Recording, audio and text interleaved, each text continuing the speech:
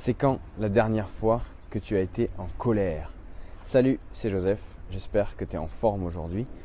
Il fait à nouveau un petit peu froid ces temps-ci, tu vois, c'est pas encore tout à fait le printemps, ça arrive tranquillement. Et je voulais voir avec toi aujourd'hui les sources de ta colère et comment les éliminer. En fait, quand tu es en colère, c'est tout simplement parce que par rapport à une frustration.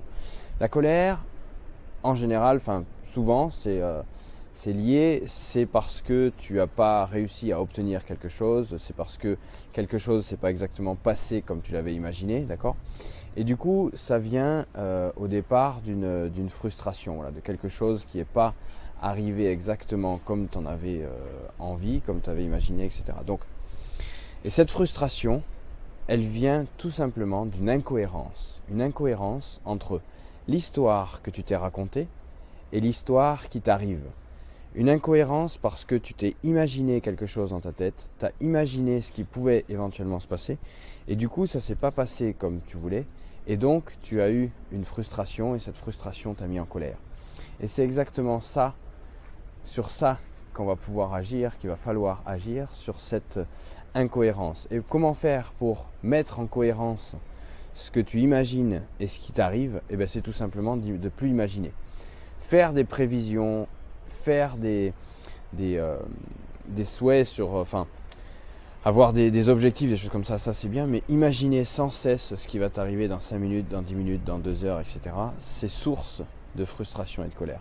Donc tu vas arrêter d'imaginer ça et tout simplement rester dans le moment présent, rester à l'instant, vivre pleinement ce que tu es en train de vivre et arrêter d'imaginer ce qui pourrait se passer dans tel cas, tel cas, tel cas. Encore une fois, faire des prévisions à long terme, essayer d'imaginer des scénarios, c'est bien, mais pas tout le temps, pas toute la journée. Il faut réserver un temps pour ça. Et ensuite, le reste de la journée, il faut juste profiter de ce qui t'arrive, profiter de ce qui se passe. Chaque matin, tu as plus de 15 heures devant toi.